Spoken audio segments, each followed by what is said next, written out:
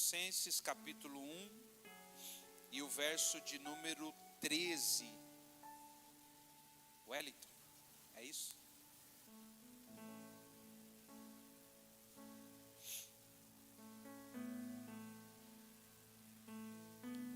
Epístola de Paulo à igreja de Colosso, capítulo 1, verso 13.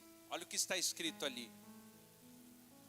E ele nos resgatou do domínio das trevas e nos transportou para o reino do seu Filho amado. Amém? Você consegue trocar a versão para a gente? Se tiver a revista e atualizada, a revista corrigida. A NVI não, a outra.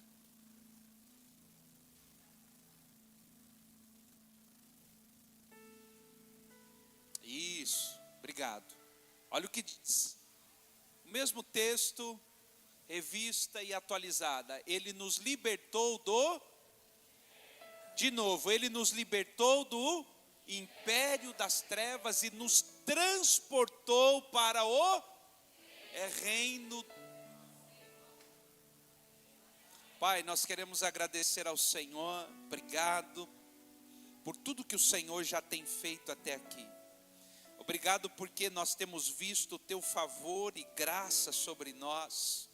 Obrigado porque nós temos desfrutado de tudo isso e oramos nesse momento para que a tua palavra seja viva e eficaz e que nós possamos nos alegrar ao recebê-la e usufruir da vida do Senhor através dela. Oramos para que nada nos impeça de ouvir, entender e praticá-la ao longo dos próximos dias. Abra o nosso entendimento e nos dê vida para que nós possamos nos mover e assim glorificar e exaltar o teu nome.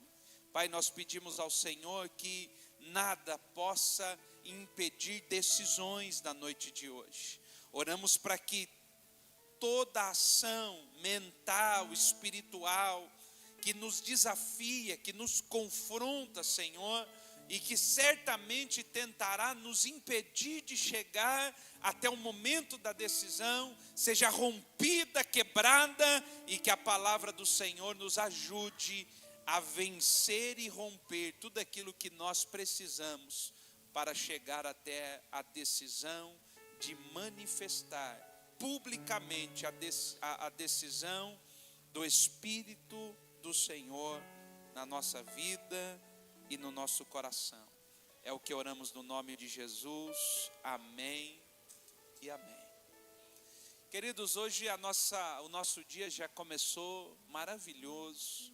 Nós tivemos aqui pela manhã um café abençoado com os nossos irmãos que estão chegando na nossa casa. Foi um prazer enorme estar aqui. Quem esteve aqui pela manhã hoje? Tá vendo? Foi uma bênção e a noite não poderia terminar diferente,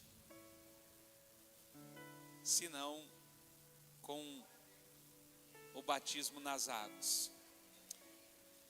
Mas eu queria que você prestasse atenção como eu posso descrever a palavra de hoje.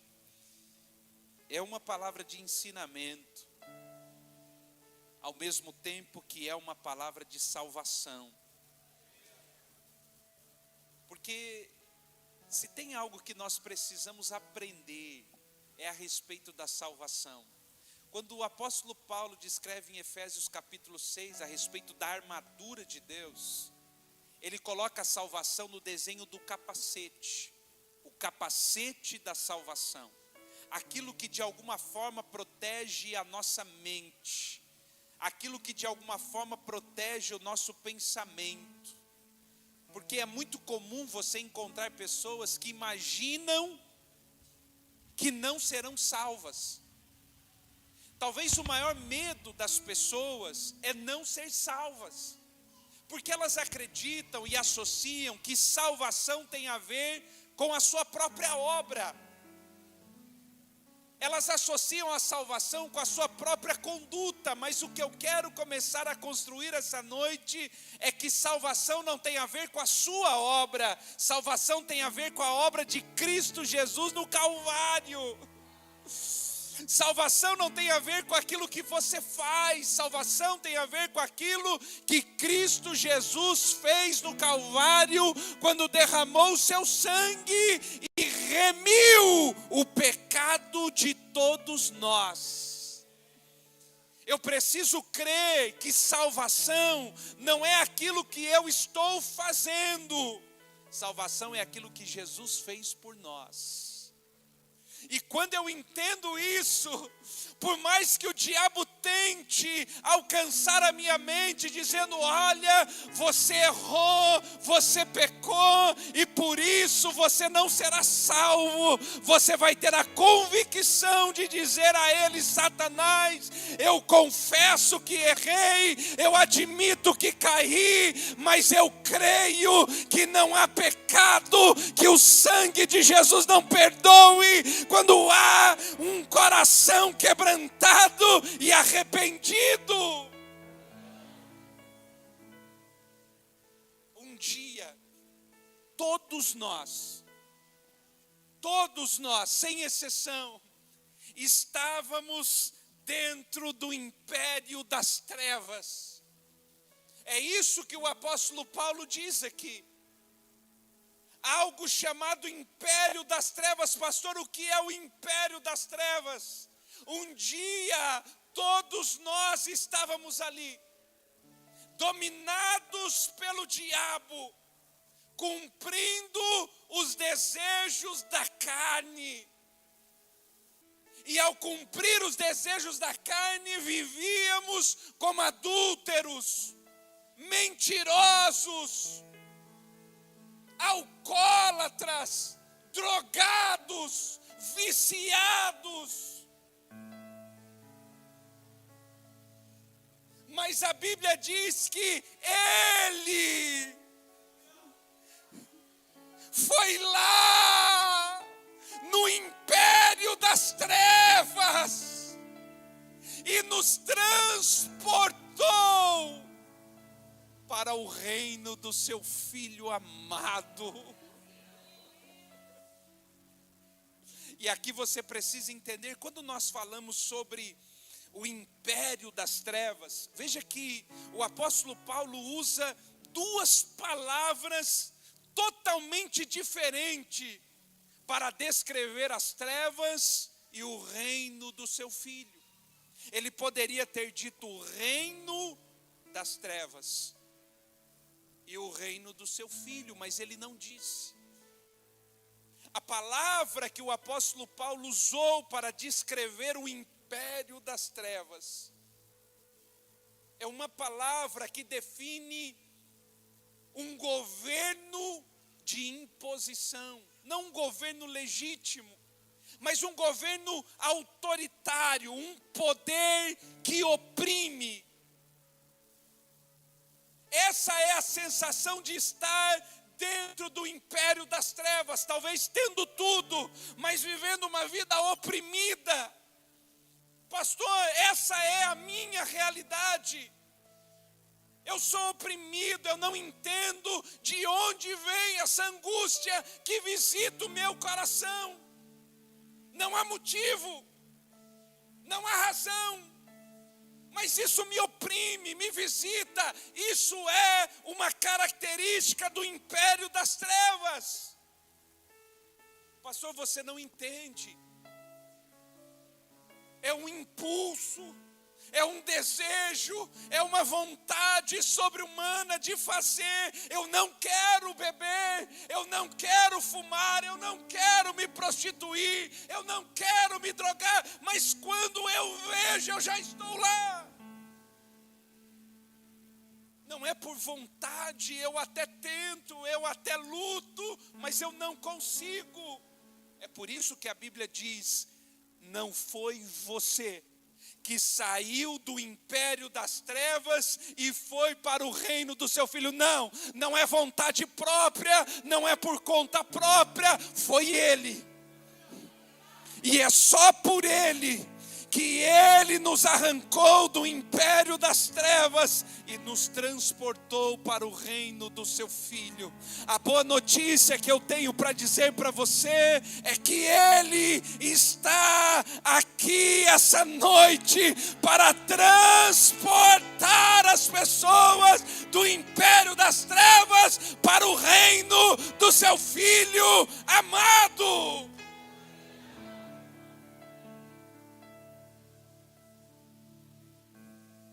A palavra império, domínio, e que muitas vezes ela aparece exatamente na conotação de um governo que oprime. Cuidando dos nossos irmãos na época da casa de recuperação, o que mais ouvia era testemunhos assim: pastor, eu não queria. Eu lutava para não, mas quando eu me dava conta, eu já estava 3 dias na biqueira. O que é isso senão um governo opressivo na vida de uma pessoa?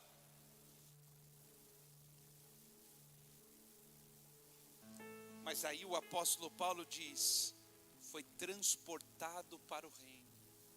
A palavra reino, diferentemente da palavra império, usada para diferenciar as trevas da luz, usada pelo apóstolo Paulo, significa um governo legítimo.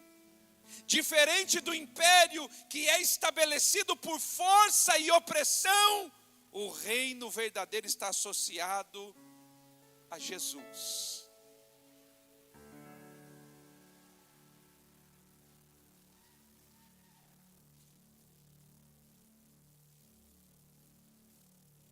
O que conecta essas duas expressões, esses dois mundos, é a palavra transportou. Diga comigo, transportou. Mais uma vez, transportou. Quem fez isso? Deus. Deus fez isso. Deus nos transportou de onde nós estávamos. Sabe esse sentimento seu, eu não consigo, eu não posso, eu não vou, não vai. Porque não é nós que fazemos, é Ele quem faz em nós. Quando você tenta fazer, é aquela coisa que você diz assim: eu vou parar de beber. Aí você fica lá, meu Deus, que vontade, meu Deus, eu vou parar de fumar, meu Deus. E você fica. Agora, quando é Ele, ela pode estar aqui e você vai dizer: eu fui transportado do império das trevas. O que outrora tinha domínio sobre a minha vida, agora não tem mais. Você entende isso? A palavra transportou. Entenda isso. A palavra transportou, usada pelo apóstolo Paulo, significa tirar de um lugar e estabelecer em outro. Estávamos aqui no império das trevas, mas Ele nos removeu e nos estabeleceu no reino do seu Filho.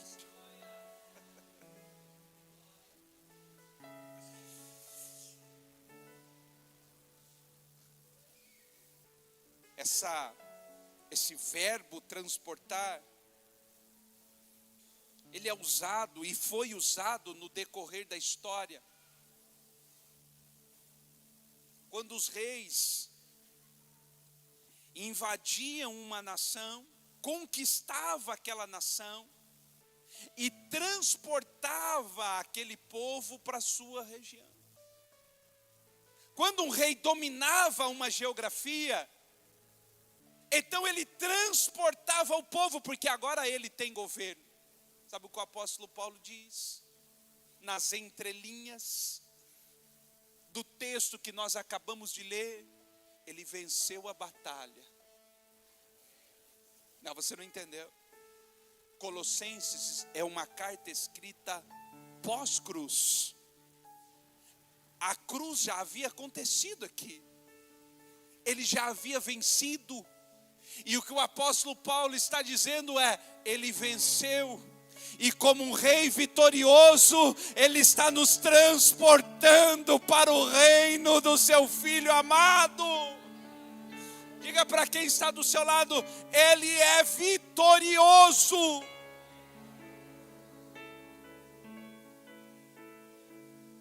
É por isso que você precisa entender o que é o reino de Deus.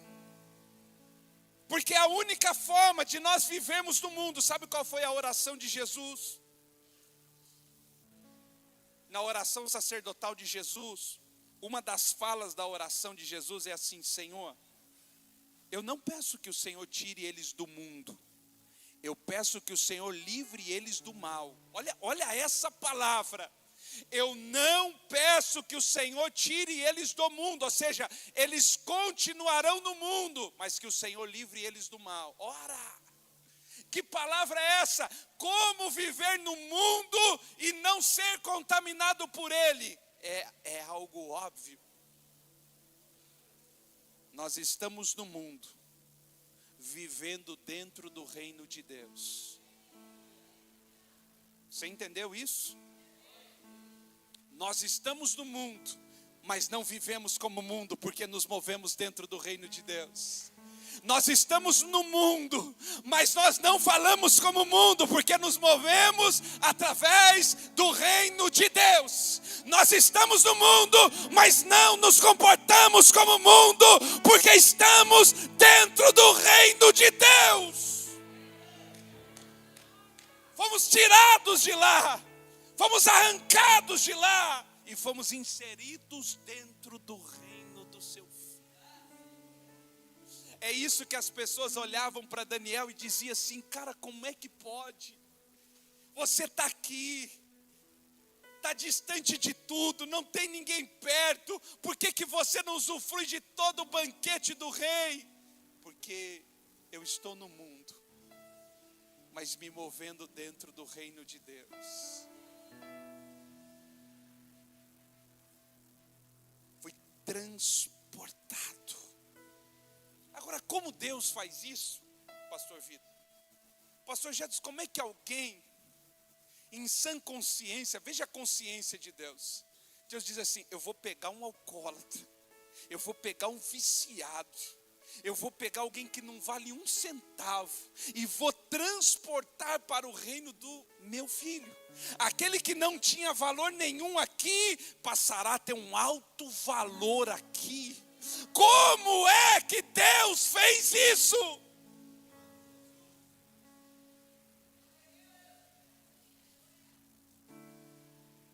Não tínhamos valor. O diabo sapateava em cima de nós. Vivíamos uma vida falida, fracassada. Mas ele nos alcançou.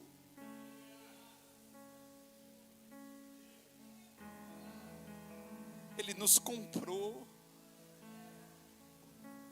Ele alcançou a nossa vida com graça e favor. E disse: você que não valia nada aqui, terá um alto valor dentro do reino do meu filho. Como ele fez isso? Anote: através da justificação. Levante a sua mão e diga: eu fui justificado em Cristo Jesus. Romanos capítulo 5, verso 1, coloca para a gente aqui, Romanos 5, 1. Eu quero ensinar para você um dos conceitos mais poderosos da Bíblia, a justificação. Porque tem muitas pessoas que não entendem o que é ser justo em Cristo. Elas confundem, porque não entendem o que é justificação. Mas olha a palavra do apóstolo Paulo. Como ele começa? De novo, 1, 2, 3. Justificar. Pergunta para a pessoa que está do seu lado: você sabe o que é justificado? Pergunta com sinceridade.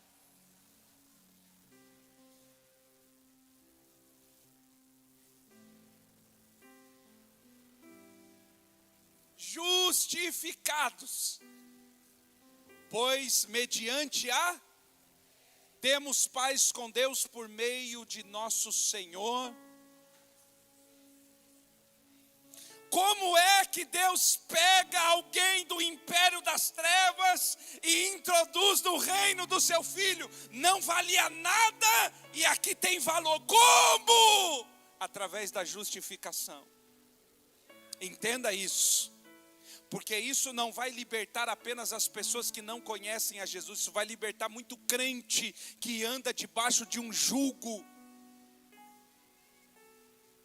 Pastor, o que é justificação? Imagine comigo uma pessoa.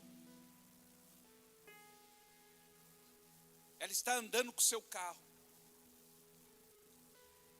A rodovia toda sinalizada. Ela tem conhecimento daquilo. Ali adiante ela vê radar à frente.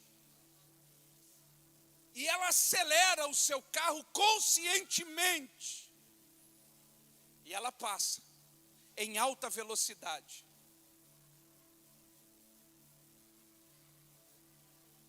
Ela é multada. O excesso de velocidade leva ela diante de um juiz. Ela vai perder a carta. Ela vai ter que pagar a multa. Mas diante da audiência, ela está diante do juiz.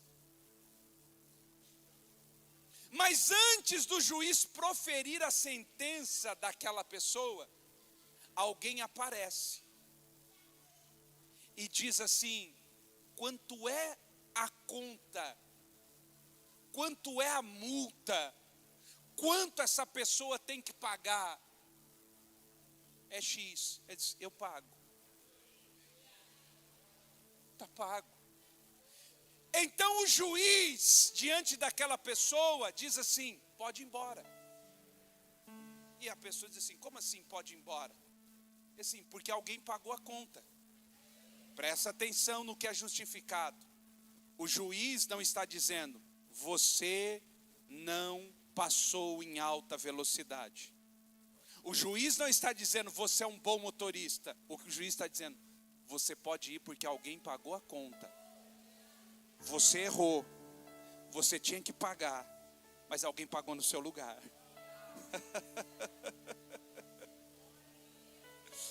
Sabe quem era o motorista? Era a gente. A gente condenado, miserável, ia aparecer diante do trono branco e Deus olharia para nós e diria: culpado.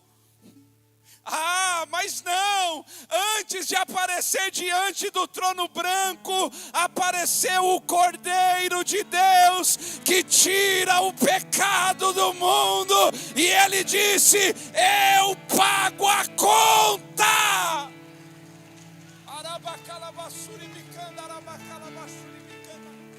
Eu pago a conta. Veja, isso não fez de mim uma pessoa que não comete erro. Eu não sou justo porque não cometo pecado. Eu sou justo porque alguém pagou a conta no meu lugar. Isso é justificado. Justificado não é uma pessoa que é justa porque não peca. Justificado é alguém que tem a consciência que deveria pagar, mas que alguém pagou no seu lugar. Sabe por que eu estou pregando aqui? Não é porque eu sou bom, irmão. Não é porque eu mereço. Não é porque eu sou um cara legal. É porque eu fui justificado em Cristo Jesus.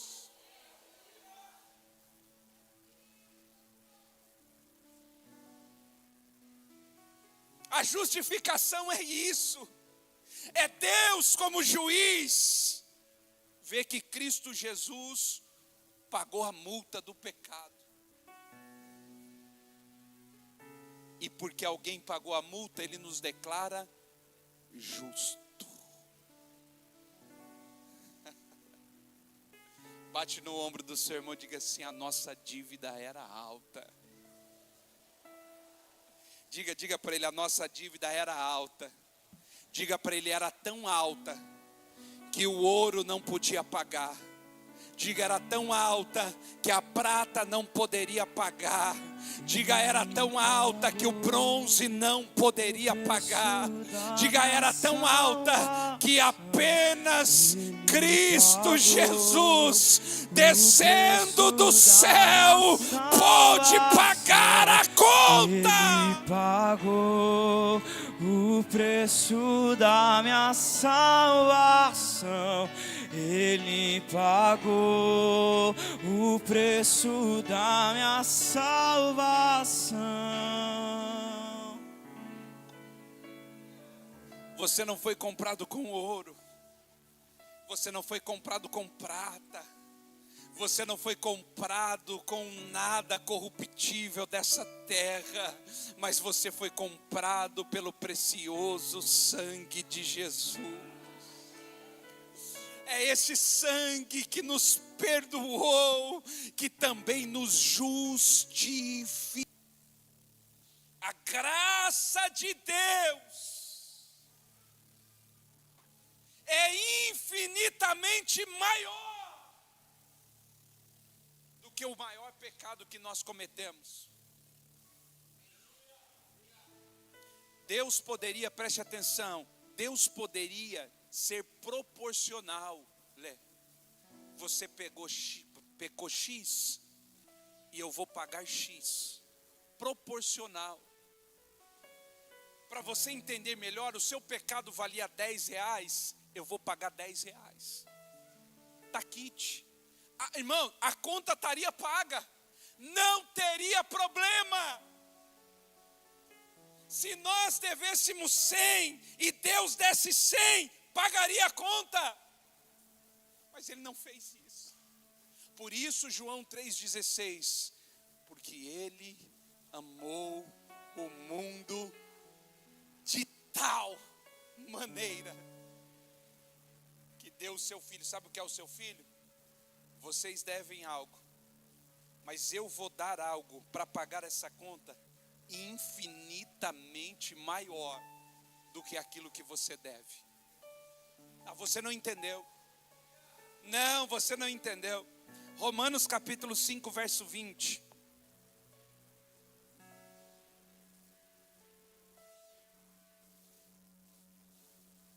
Olha o que diz o texto. Paulo dizendo a respeito da graça de Deus. Sobreveio a lei para que avultasse a ofensa. Muda para a gente, só para a gente deixar mais claro para os irmãos entenderem. A lei foi instituída para que a transgressão fosse... Preste atenção. A lei aparece para mostrar para o homem que ele era pecador. Por que a lei foi dada? A lei foi dada para que o homem colocasse algo diante dele dizendo assim: a gente não consegue cumprir 10 mandamentos. A gente não consegue amar o próximo. A gente não consegue não cobiçar, não roubar. A gente não consegue, porque a nossa natureza é inclinada para o mal. Então quando a lei aparece, ela escancara para o homem o quanto ele é pecador. Aí vem a graça. Porque nós temos a lei no Antigo Testamento e a graça sendo evidenciada no Novo. Não é que não havia graça no Antigo Testamento. É o que o regime que imperava era a lei. Havia graça, mas como porção. Aí o apóstolo Paulo vai dizer o seguinte: mas onde abundou o pecado. Sabe o que o apóstolo Paulo está dizendo? Não, se você vai fazer, faça mesmo.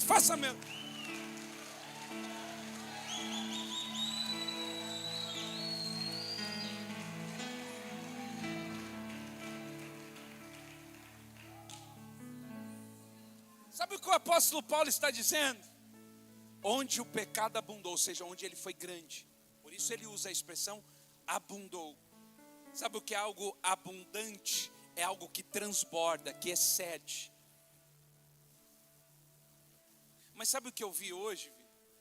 Eu vi hoje, literalmente hoje, preparando essa mensagem, que a palavra grega para superabundou, ela começa com um prefixo hiper, graça. Hiper. Sabe o que significa isso? Dê um copinho para mim, um copinho aqui.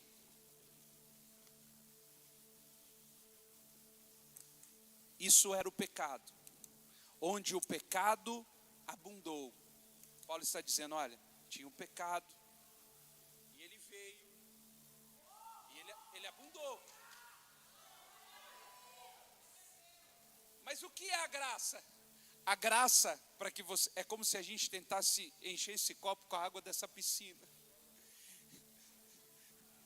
Esse é o pecado. Essa é a graça de Deus. Bate no ombro do seu irmão e diga assim, a graça de Deus é infinitamente maior. Não, diga para ele, é infinitamente maior do que o maior pecado que você cometeu. Deus não equilibrou a graça com o pecado. A graça superabundou o pecado.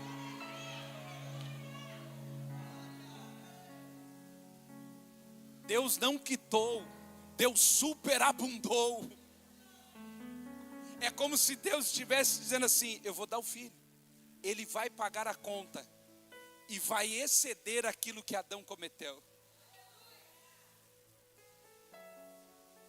Sabe o que significa isso?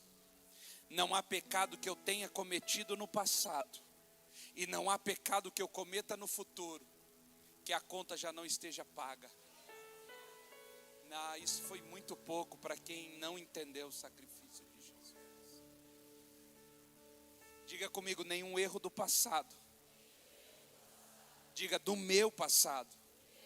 E nenhum erro do meu futuro está fora da conta que Jesus pagou no Calvário.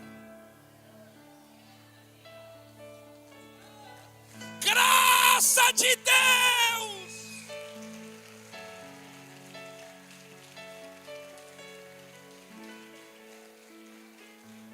Superabundar significa excessivamente, de forma extrema. É colocar algo em algo que não tem a capacidade de receber aquilo.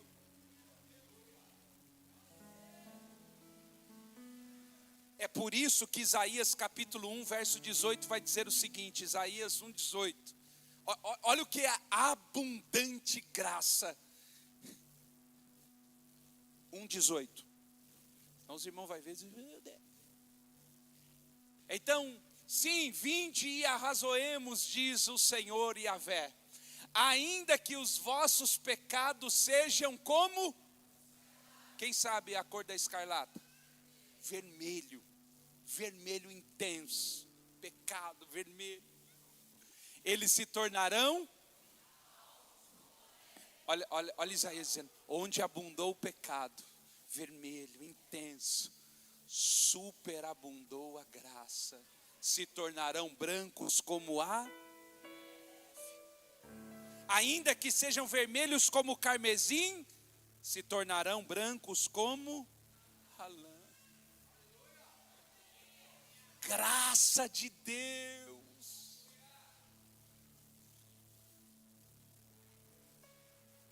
O problema é que nós não conseguimos entender o que significa graça de Deus.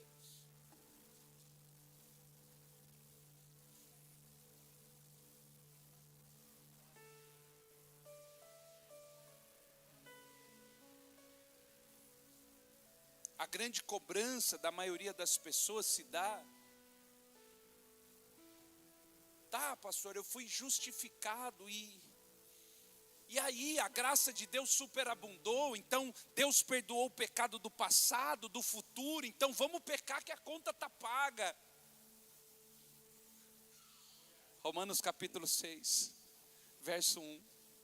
Porque todo aquele que entendeu que é salvo, todo aquele que entendeu que Jesus o alcançou. Olha a palavra dele. Que diremos, pois? Diga, permaneceremos no pecado? Leia. Presta atenção, ele está dizendo, já que o pecado foi superabundado pela graça, vamos permanecer no pecado para que a graça superabunde. Ele diz, não. Verso 2. Até o ponto de exclamação. Mais uma vez. Vamos continuar pecando para a graça de Deus superabundar? Vamos continuar adulterando? Vamos continuar bebendo? Vamos continuar se prostituindo? Vamos continuar se drogando? De modo nenhum. Como viveremos ainda no pecado nós, os que para Ele...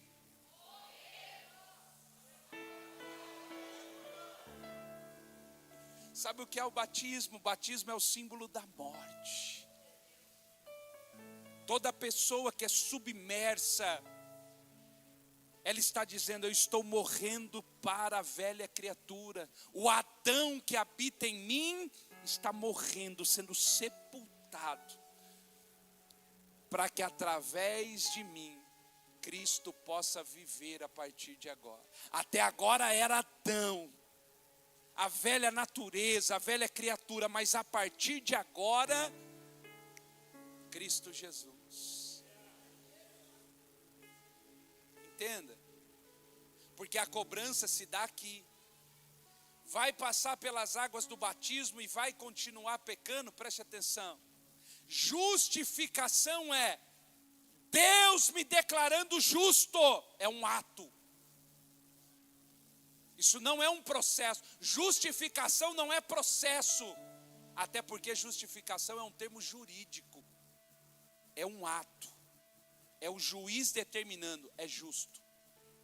Só que depois da justificação começa um processo chamado santificação. Porque a maioria das pessoas vai dizer, você batizou domingo passado e olha o que você está falando. Calma. Santificação é um processo. Justificação é ato, é instantâneo, é na hora. Mas a santificação é um processo. O que é a santificação, pastor? É Deus nos transformando dia após dia para que sejamos mais parecido com o seu Filho.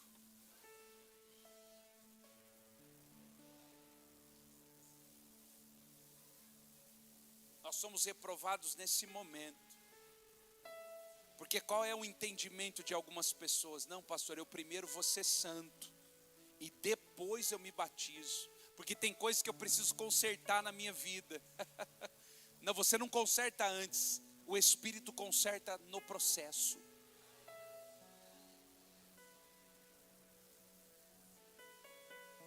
Isso é santificação. Pegue a pessoa mais experiente em Cristo Jesus aqui. Quem tem mais de 20 anos de convertido? Levanta a mão. Mais de 20 anos de convertido. Tem alguém mais de 30 anos de convertido? 30 anos de convertido. Há algo em nós ainda que precisa ser mudado, meu irmão. Todo dia, não é? De glória em glória, todo dia o Espírito de Deus tem algo para ir removendo da nossa vida. Não importa se você tem um dia em Cristo ou se você tem 30 anos, a santificação é o processo de Deus tirando de dentro de nós as mazelas da velha criatura. Isso não serve para você. Isso não é para você. Isso é obra do Espírito. Diga para a pessoa que está do seu lado, a santificação é o Espírito de Deus tirando de dentro de você o que não pode permanecer aí.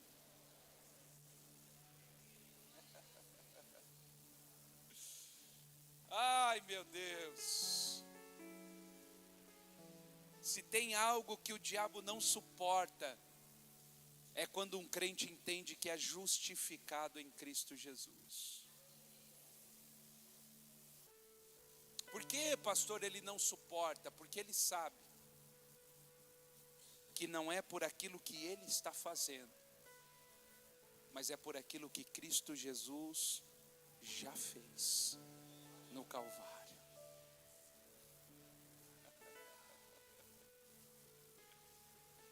Nós deveríamos parar com essa ideia de imaginar que salvação é obra. Coloca para a gente aqui Efésios capítulo 2, verso 8. O que está escrito? Para aí. Porque pela graça sois, salvação é graça. Salvação não é obra.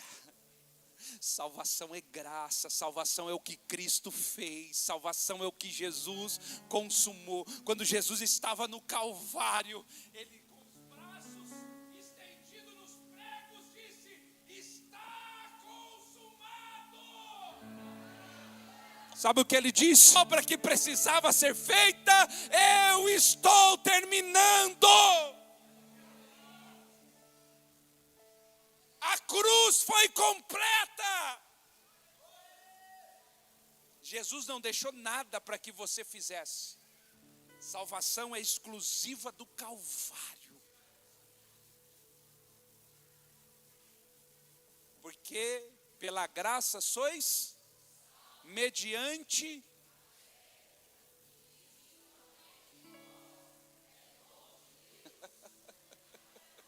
verso 9.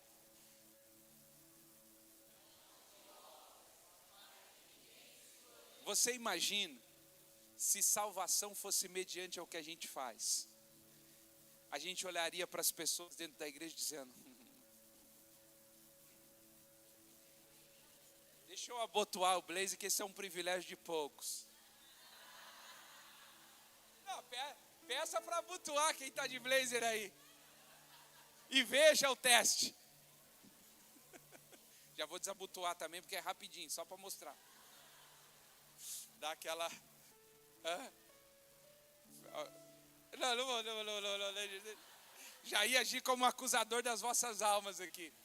Mas a gente chegaria na igreja dizendo: miserável, não consegue. Eu sabia que não conseguiria. Ah lá, caiu de novo. E a famosa expressão: não vai para o céu, olha como vive.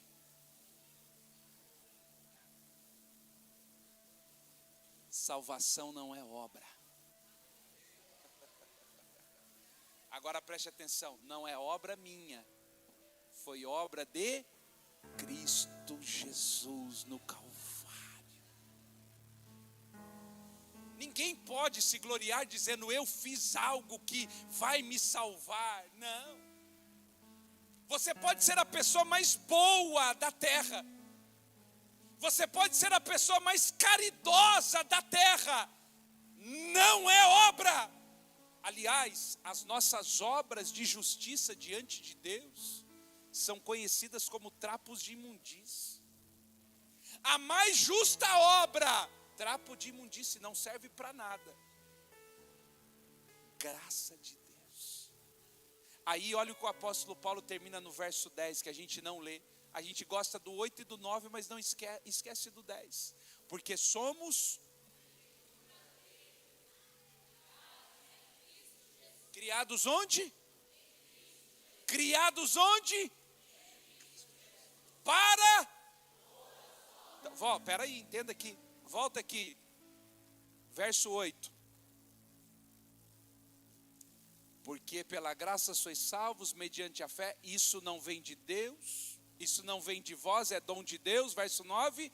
Não vem de... Não há nada que você faça. Não há nenhum tipo de obra. Agora olha o que o apóstolo Paulo diz no 10. Fomos criados em Cristo Jesus para boas obras. Há uma diferença entre obras e boas obras. Pastor, qual é a diferença? É que obras é realizado por qualquer pessoa. Se você for agora em qualquer lugar, você pode encontrar pessoas realizando obra, ajudando pessoas. Pessoa caridosa, pessoa que deu uma marmita para morador de rua, pessoa que faz caridade, ela dá cesta básica, ela ajuda as pessoas. É uma obra. Agora, quando você nasce a partir de Cristo Jesus, já não é mais uma obra qualquer, é uma boa obra. Mas por que é uma boa obra? Porque é aquela obra executada mediante a vontade de Deus, as quais Deus de antemão preparou para que andássemos.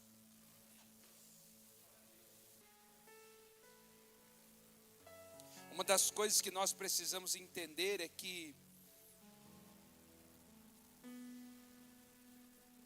o apóstolo João disse, primeira epístola de João, capítulo 1, verso 7. Nós já estamos terminando. Eu só falei para ouvir isso. Ainda não conseguimos 2 ou 3, mas a gente está nessa luta. Já tem figurinha para me mandar para os irmãos já. Primeira epístola de João 1,7, olha o que está escrito. Se porém andarmos na luz, como...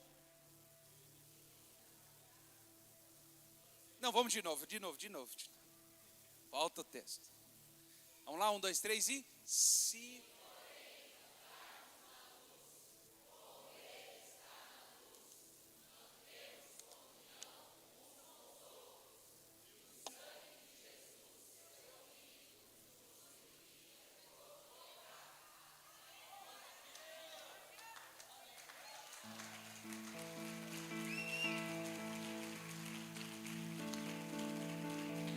Presta atenção no texto. Se andarmos na luz, como Ele na luz está, primeiro lugar, temos comunhão uns com os outros.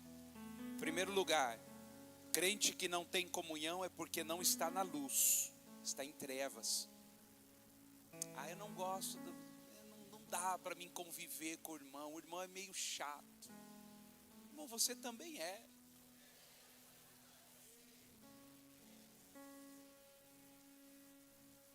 Somos assim, chatos. Mas quando nós estamos na luz, como Ele na luz está, nós temos comunhão uns com os outros. A gente vai se suportando, até que a gente aprende a se amar.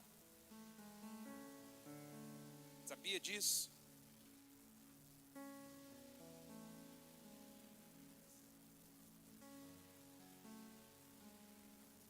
Mas isso é reflexo de quem está na luz. E quando nós estamos na luz, nós temos comunhão, e o sangue de Jesus Cristo, seu Filho, nos purifica de alguns pecados. Alguns pecados. Vários pecados. Quase todos os pecados. O sangue de Jesus nos purifica de todo pecado.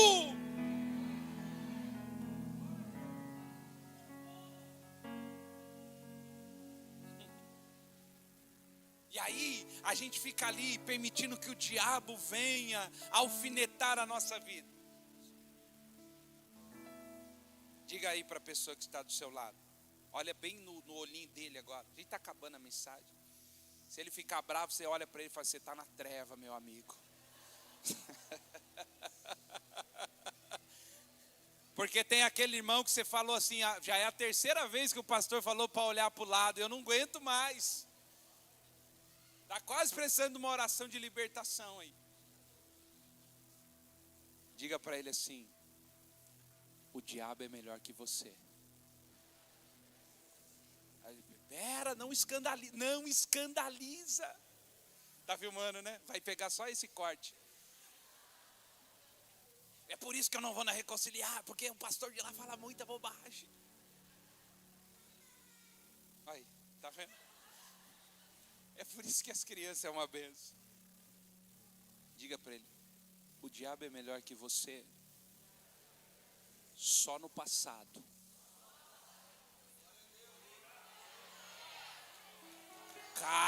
calma. Você não entendeu? Você não entendeu. Valeu, mas você não entendeu. Por que você estava aplaudindo? Por que o diabo é melhor que você no seu passado? Hã?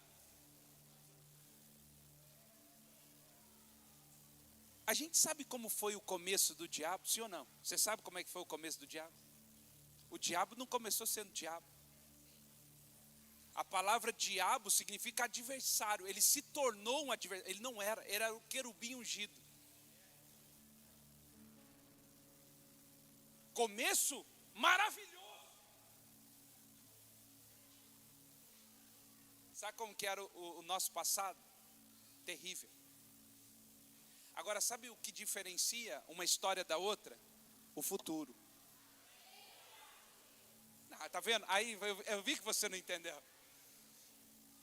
Diga para ele assim agora. No passado, ele foi melhor. Mas no futuro...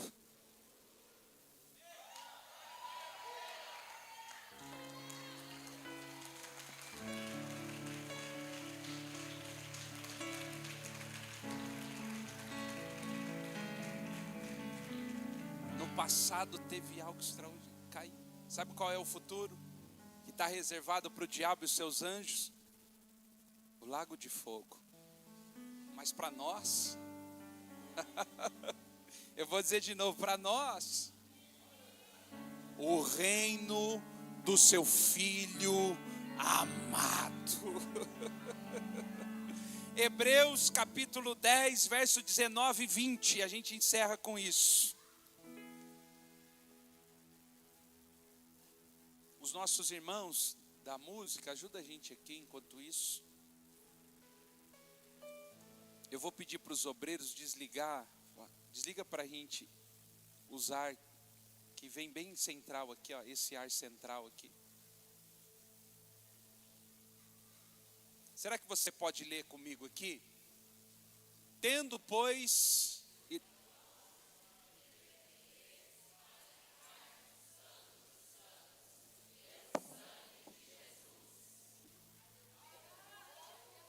Como é que se entra no Santo do Santo? Não é porque você é uma pessoa boa, a gente acessa o Santo do Santo pelo sangue de Jesus. Mas olha o versículo 20.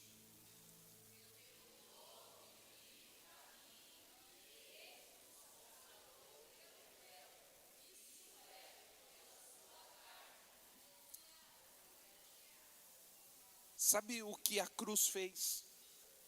A cruz não apenas nos deu acesso ao Santíssimo Lugar, mas a cruz também abriu um novo e vivo, de novo, um novo. É isso que eu quero apresentar para você hoje. Um novo e vivo caminho em Cristo Jesus. Para quem é esse convite, pastor? Para todos.